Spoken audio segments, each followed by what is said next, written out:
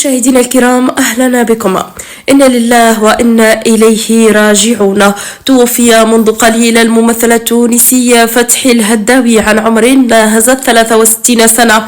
بهذا الخبر الأليم نبدأ فيديو اليوم. تفقد تونس والساحة الفنية التونسية والعربية عملاق الدراما والسينما والمسرح المبدع فتحي الهداوي.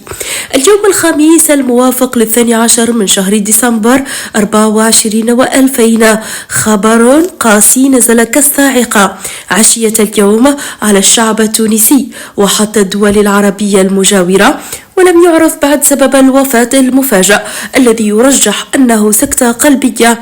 سنوافيكم بكل التفاصيل فيما بعد. لا نقول إلا ما يرضي الله. إن لله وإنا إليه راجعون. رزق أهله وذويه جميل الصبر والسلوان. فتحي الهداوي في ذمة الله.